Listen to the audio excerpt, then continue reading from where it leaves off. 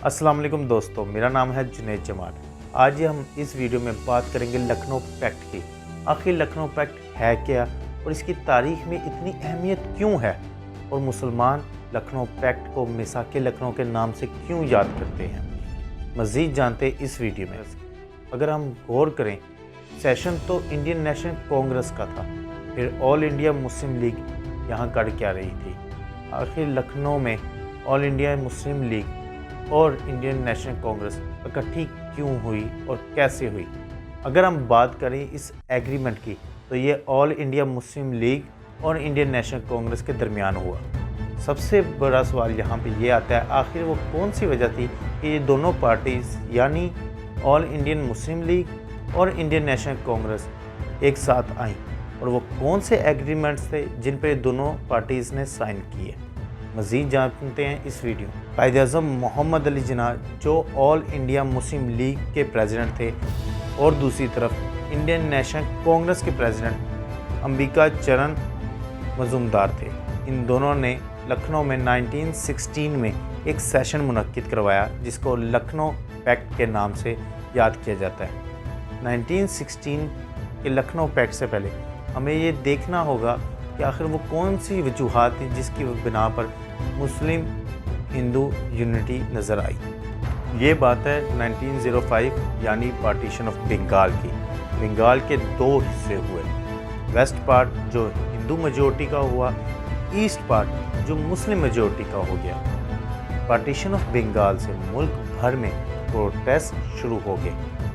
Partition of Bengal की वजह से स्वदेशी और बाइकआउट मूवमेंट शुरू हुई। इन मूवमेंट में मुसलमानों की तादाद काफ़ी कम थी, क्योंकि मुसलमान इस पार्टीशन से खुश थे।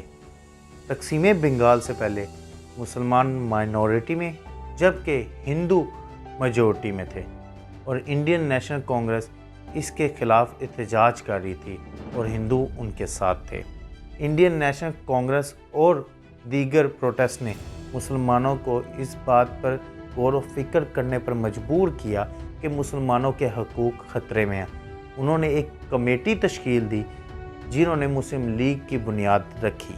ये बात है 1906 की, जब वक़्तुल मलिक, ख्वाजा समीउल्लाह, सैयद आमिर अली ख़ान बहादुर ग़ुलाम, सर सुल्तान मोहम्मद ख़ान यानी आगा ख़ान III ने मुस्लिम लीग की बुनियाद रखी।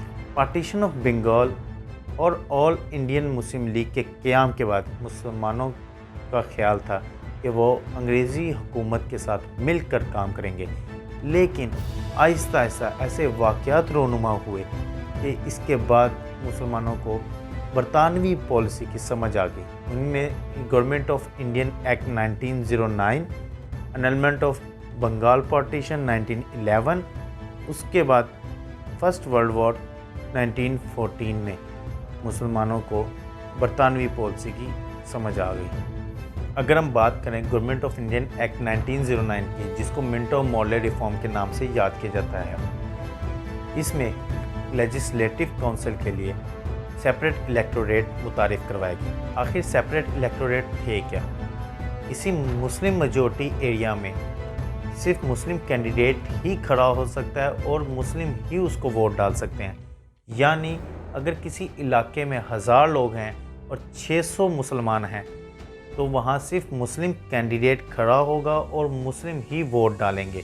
दूसरे मज़ाहिब के लोग ना तो अपना कैंडिडेट खड़ा कर सकते हैं और ना ही वो वोट डाल सकते हैं। इसके साथ साथ ऑल इंडिया मुस्लिम लीग की एक और डिमांड थी कि 2 इंडियन वायसराय एग्जीक्यूटिव काउंसिल में शामिल किए जाएं, एक हिंदू एक मुस्लिम, जबकि ब्रिटिश हुकूमत ने यहाँ पर सिर्फ एक इंडियन शामिल किया, वो भी हिंदू। हिंदू जो शुरू से पार्टीशन ऑफ बंगाल के बाद ब्रिटिश हुकूमत से नाखुश थे, वो गवर्नमेंट ऑफ इंडियन एक्ट को भी पसंद नहीं करते थे, जबकि मुसलमानों को ये अजीब लगा कि ब्रिटिश हुकूमत ने 2 कैंडिडेट के बजाय एक कैंडिडेट सेलेक्ट किया, वो भी हिंदू। ये मुसलमानों के लिए सोचने वाली बात थी। इसके बाद अनलमेंट ऑफ बंगाल पार्टीशन 1911 में हुआ, जिसका मतलब था कि 1905 में जो पार्टीशन ऑफ बंगाल हुई थी उसको खारिज कर दिया गया। جس کی وجہ سے انڈین نیشنل کانگریس تو خوش تھی، اس کے ساتھ ساتھ ہندو بھی خوش تھے، لیکن دوسری طرف مسلمانوں کے لیے یہ بہت بڑا دھچکا تھا۔ ان کو یوں محسوس ہونے لگ گیا کہ برٹش حکومت صرف اپنے مفاد کو دیکھ رہی ہے۔ اس کی سب سے بڑی وجہ یہ تھی کہ سودیشی اور بائیکاٹ موومنٹ نے برٹش حکومت پر زور ڈالا تھا۔ ابھی کچھ عرصہ گزرا تھا کہ 1914 میں فرسٹ ورلڈ وار شروع ہوئی، جس میں ایک طرف برٹش تھے، دوسری طرف اوٹومن امپائر تھی۔ بر صغیر کے مسلمان جو برٹش حکومت سے پہلے ہی کافی ناراض تھے، برٹش اور اوٹومن امپائر کی جنگ کی وجہ سے وہ انگریزوں سے کافی بددل ہو گئے۔ اب وہ اپنے حقوق کے لڑنے کے لیے برٹش کے آگے کھڑے ہوئے۔ اب آل انڈیا مسلم لیگ یہ بات سوچنے پہ مجبور ہو گئی کہ مسلمانوں کے حقوق کو کس طرح محفوظ رکھا جائے۔ انہوں نے اس کے چلتے کانگریس کے ساتھ مل کر برٹش حکومت کو پریشرائز کر کے اپنی ڈیمانڈ منوانے کا سوچا۔ اب وقت آ گیا تھا کہ ہندو مسلم یونٹی کا اتحاد دکھایا جائے۔ یہاں یہ بات قابل ذکر ہے، قائد اعظم محمد علی جناح وہ واحد شخصیت ہیں جنہوں نے کانگریس اور مسلم لیگ دونوں کو ایک جگہ اکٹھا کیا۔ قائد اعظم محمد علی جناح جنہوں نے 1906 میں کانگریس میں شمولیت اختیار کی اور 1913 میں مسلم لیگ میں۔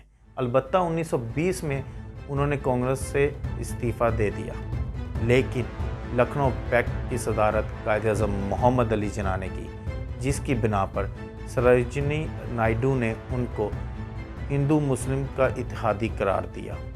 یہ بات تو میں نے آپ کو بتا دی کہ لکھنؤ پیکٹ کیوں منعقد ہوا اور کن وجوہات کی بنا پر ہوا، لیکن وہ کون سے ایگریمنٹس تھے جن پر ان دونوں پارٹیز نے سائن کیے اور متفق ہوئے، وہ جانتے ہیں مزید اس ویڈیو میں۔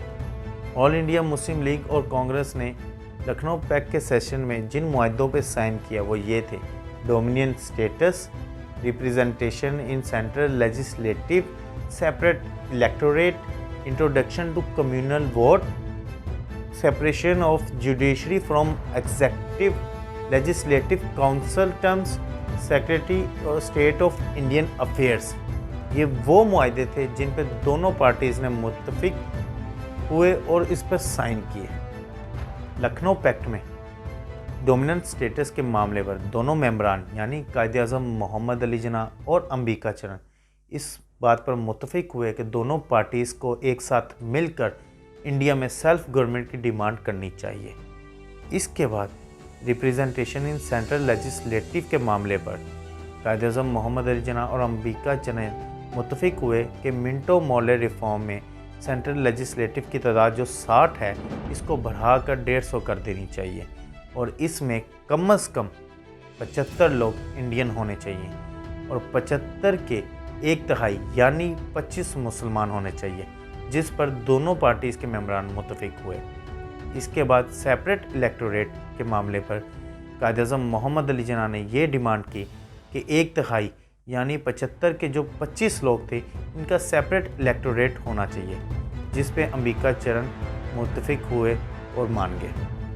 Separation of judiciary from executive, basically اس میں بات کی گئی تھی سیپریشن آف پاور کی۔ ایگزیکٹو کا کام ہے لاء کو بنانا اور اس کو مینٹین رکھنا، جبکہ جوڈیشری کا کام ہے کہ وہ لوگوں کو انصاف دے۔ یہ دونوں کام الگ تھے، اس لیے ان کو سیپریٹ ڈیل کیا جائے۔ قائد اعظم محمد علی جناح اور امبیکا چرن اس پر متفق ہوئے۔ اس کے بعد لیجسلیٹو کونسل کی مدت پر بات آئی تو دونوں ممبران اس پر متفق ہوئے کہ اس کی میعاد 3 سال سے بڑھا کر 5 سال تک کر دینی چاہیے۔ Secretary state of Indian affairs کے معاملات پر دونوں ممبران اس بات پر متفق ہوئے کہ اس کو سیلری انڈین فنڈ سے نہ دی جائے بلکہ برٹش گورنمنٹ برٹش خزانے سے دے۔ کمیونل ویٹو کے معاملے پر دونوں ممبران اس بات پر متفق ہوئے کہ اگر کوئی بل ایسا سینٹرل لیجسلیٹو میں لایا گیا جس کا اثر کسی کمیونٹی پر ہے، اس کمیونٹی کے کم از کم 3/4 لوگ جو کونسل اسمبلی کے رکن ہوں گے ان کی منظوری کے بغیر پاس نہیں ہوگا، یعنی کمیونٹی کو ویٹو پاور کا حق دے دیا گیا، لیکن کم از کم 3/4 لوگوں کی منظوری پر۔ लखनऊ पैक्ट को मिसाक लखनऊ के नाम से इसलिए याद करते हैं क्योंकि मदीना में यहूदियों और मुसलमानों के दरमियान एक मुआहदा तय हुआ जिससे पहले और बाद में दोबारा यहूदियों और मुसलमानों के दरमियान ना हुआ। इसी तरह हिंदू मुस्लिम इत्तेहाद भी सिर्फ एक ही बार हुआ, ना इससे पहले हुआ ना इसके बाद हुआ, जिसका नतीजा बरसगीर की तकसीम में नज़र आता है। हमने इस वीडियो में आपको बता दिया कि लखनऊ पैक्ट होने की वजूहात क्या थीं और इसमें कौन कौन से एग्रीमेंट पर साइन किया गया। ये पैक्ट ज़्यादा देर ना रह सका और ये जल्द ख़त्म हो गया और इसके बाद हिंदू मुस्लिम इत्तेहाद ना होने की वजह से बरसगीर की तकसीम हुई।